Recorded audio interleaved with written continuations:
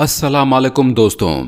आज की इस वीडियो में हम आपको एक ऐसे बादशाह का वाक़या सुनाने वाले हैं जब उसने ग़ुलाम की बीवी से ज़िना करने का इरादा किया।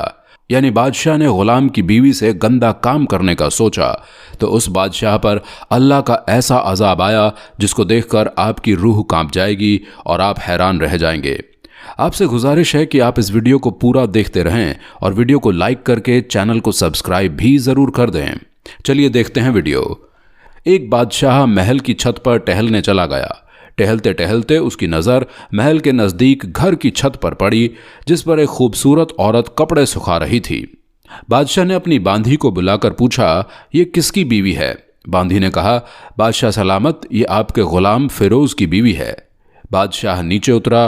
बादशाह पर उस औरत के हुस्न व जमाल का सहर छा गया था। उसने फिरोज़ को बुलाया। फिरोज़ हाजिर हुआ तो बादशाह ने कहा, फिरोज़, हमारा एक काम है। हमारा ये ख़त फ़लाँ मुल्क के बादशाह को देकर आओ और उसका जवाब भी उनसे लेकर आना। फिरोज़ उस ख़त को लेकर घर वापस आ गया। ख़त को अपने तकिए के नीचे रख दिया। सफ़र का सामान तैयार किया, रात घर में गुजारी और सुबह मंजिल मकसूद पर रवाना हो गया।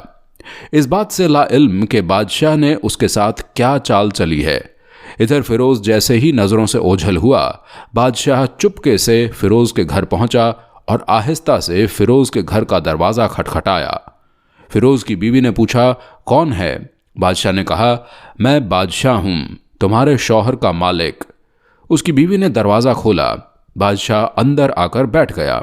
फिरोज़ की बीवी ने हैरान होकर कहा, बादशाह सलामत, हमारे गरीब खाने में?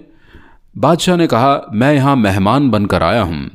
फिरोज़ की बीवी ने बादशाह का मतलब समझकर कहा, मैं अल्लाह की पनाह चाहती हूँ आपके इस तरह आने से जिसमें मुझे खैर नज़र नहीं आ रही। बादशाह ने गुस्से में कहा, ए लड़की, ये तुम क्या कह रही हो? शायद तुमने मुझे पहचाना नहीं, मैं बादशाह हूँ। दोस्तों, अगर आपको वीडियो पसंद आ रही है तो इस वीडियो को लाइक करते रहें। तुम्हारे शौहर का मालिक? फिरोज़ की बीवी ने कहा, बादशाह सलामत, मैं जानती हूँ कि आप बादशाह हैं, लेकिन बुजुर्ग कह गए हैं कि शेर को अगर चाहे जितनी भी भूख लगी हो लेकिन वो मुर्दार तो खाना शुरू नहीं करता। और कहा, बादशाह सलामत, तुम उस कटोरे में पानी पीने आ गए हो जिसमें तुम्हारे कुत्ते ने पानी पिया है। बादशाह उस औरत की बातों से बड़ा शर्मसार हुआ और उसको छोड़कर वापस चला गया, लेकिन अपने चप्पल वहीं भूल गया। ये सब तो बादशाह की तरफ से हुआ। अब फिरोज़ को आधे रास्ते में याद आया, जो ख़त बादशाह ने उसको दिया था वो तो घर पर भूल आया है। उसने घोड़े को तेजी से वापस मोड़ा और अपने घर की तरफ लपका।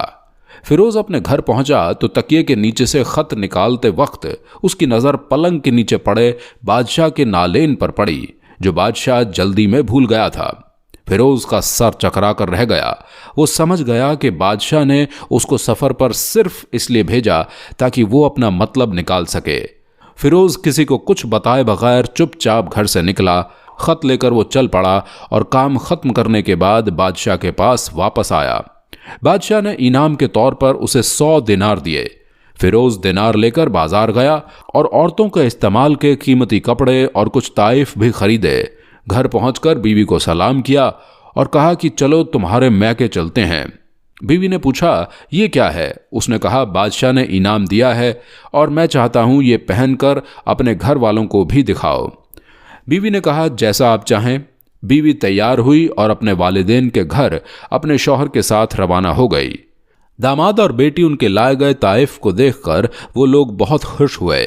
फिरोज़ अपनी बीवी को छोड़कर वापस आ गया और 1 महीना गुजरने के बावजूद न बीवी का पूछा और न उसको वापस बुलाया। कुछ दिनों के बाद उसके साले उसके साथ मिलने आए और उससे पूछा, फिरोज़, आप हमारी बहन से गुस्सा और नाराज़गी की वजह तो बताइए, या फिर हम आपको काजी के सामने पेश करें। फिरोज़ ने कहा, अगर तुम चाहो मुझे काजी के सामने पेश कर दो, लेकिन मेरे ज़िम्मे इसका कोई ऐसा हक बाकी नहीं जो मैंने अदा ना किया हो। वो लोग अपना केस लेकर काजी के पास पहुंच गए। काजी ने फिरोज़ को बुलाया। काजी उस वक्त बादशाह के पास बैठा हुआ था। दोस्तों, अगर आपको वीडियो पसंद आ रही है तो इसको लाइक करते रहें। लड़की के भाइयों ने कहा, अल्लाह बादशाह सलामत काजी को कायम और दायम रखे। काजी साहब, हमने एक सरसब्ज बाग, दरख्त फलों से भरे हुए और साथ में एक मीठे पानी का कुआं इस आदमी के हवाले किया था। इस आदमी ने हमारा बाग उजाड़ दिया, सारे फल खा गए, दरख्त काट दिए और कुएं को खराब करके बंद कर दिया। काजी फिरोज की तरफ मुतवज्जा हुआ और पूछा, हाँ तो लड़के तुम क्या कहते हो? फिरोज ने कहा, काजी साहब जो बाग मुझे दिया गया था वो इससे बेहतर हालत में मैंने उन्हें वापस कर दिया।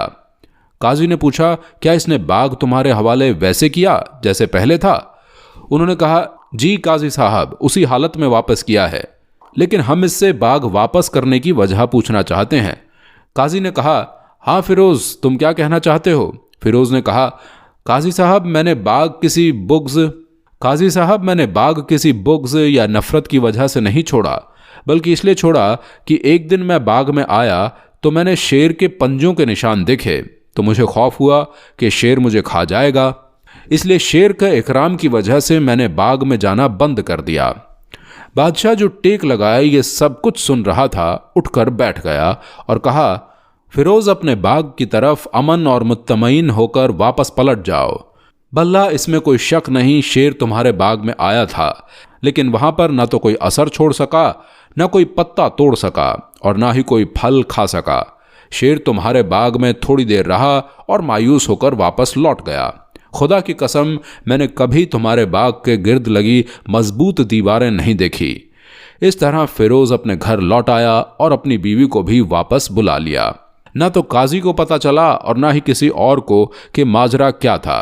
क्या खूब बेहतर है अपने अहलो आयल के राज छुपाना, ताकि लोगों को पता ना चले। अपने घरों के भेद किसी पर जाहिर ना होने दो। अल्लाह आप सबको खुशियों से भर दे, आपके अहले आयाल को, आपके माल को अपने हिफ्ज़ो अमान में रखें। आमीन या रब्बुल आलमीन।